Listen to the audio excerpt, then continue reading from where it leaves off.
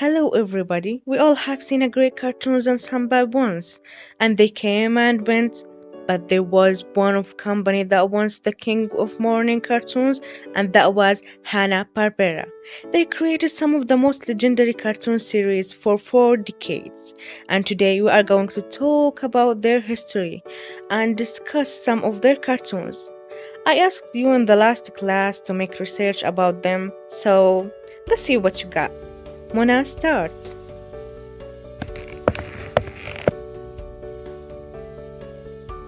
It all started in the late 30s when William Hanna and Joseph Barbera beginning in MGM studio and had one big goal in mind: how to beat Walt Disney. They first teamed up in MGM and created their first attempt with the animated short Puss Gets the Boot. It's about a cat named Jasper who tries to stop the mouse from breaking stuff. Also, big black lady named Manny will kick Jasper out when it was shown to the MGM staff. They weren't impressed since they have seen too many cartoons where a cat chases mouse. They worked on other MGM shorts until the Academy Award came. It was nominated for Best Animated Short. It lost to Milky Way, another MGM cartoon. Producer Fred Korn sees a future of that cat and mouse and told Hanna-Barbera to make a series out of them. So the first thing they did, named the cat and the mouse Tom and Jerry. Tom and Jerry would become bigger and bigger until it's eventually become the most popular series made by MGM during the time. MGM, for the first non-Disney company to get 6 shorts that got nominated and 7 shorts that won an Academy Award. They were on the top of world until the 50s. At that time, TV is starting to get popular, and the box office was really going down. In 1957, MGM Cartoon Studio was closed. Taima, it's your turn now. I will continue talking about the history of the Tom and Jerry cartoon and then continue with the history of Hanna-Barbera. 3 years later, Gene H., a Czech animation director of rebranded films, called MGM so he can make more Tom and Jerry shorts. And MGM accepted. But 30 shorts later, the audience didn't like it as much as the Hanna-Barbera ones. Then in 1975, Tom and Jerry returned to their makers in Hanna-Barbera to do some shorts.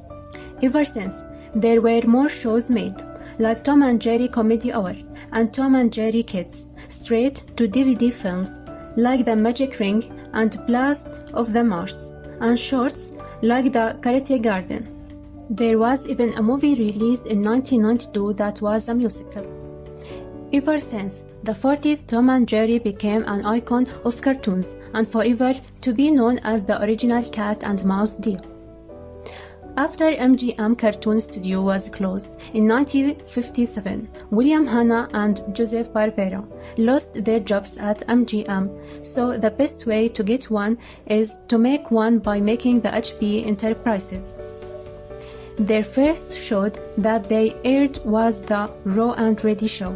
It's about a talking cat and a talking dog. They go places Jimmy Plain. There is a good news is that director George Sidney offered to be their business partner and convinced the studio called Screen Games to make a deal with them.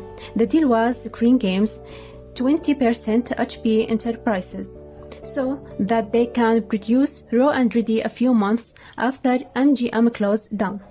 Screen Games actually managed to get a lot of MGM animators to work at HP, but by working there comes with a price, a low price. But at least what? Dana, can you continue? Okay, Taima, so Bill and Joy got 2 ideas. The first idea that became their trademark was limited animation that focused more on story and dialogue more than the animation, and reduced the number of drawings by 1/10 of the number of drawings they did in Tom and Jerry.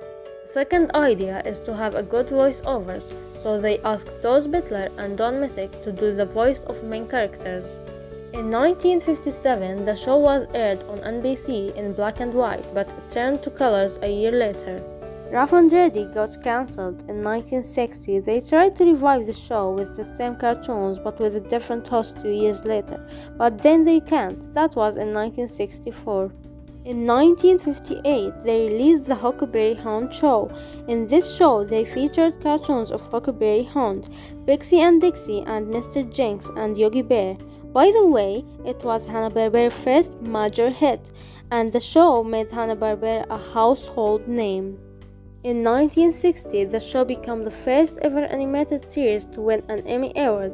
For Bill and Joy, it was actually meant more to them than all the 7 Oscars they got from Tom and Jerry, because it's like they're simple, that they made animation specifically for TV, a new medium. Ever since the success of Huckleberry Hound, they quickly grew their studio.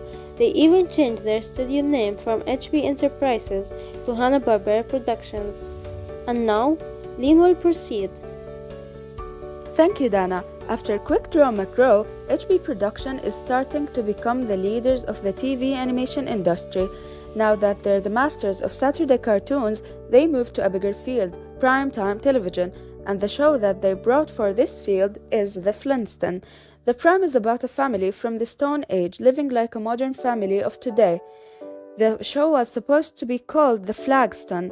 The main 4 characters from The Flintstones were all based on the 4 main characters from The Honeymooners, which is an American sitcom, and they almost got sued for it.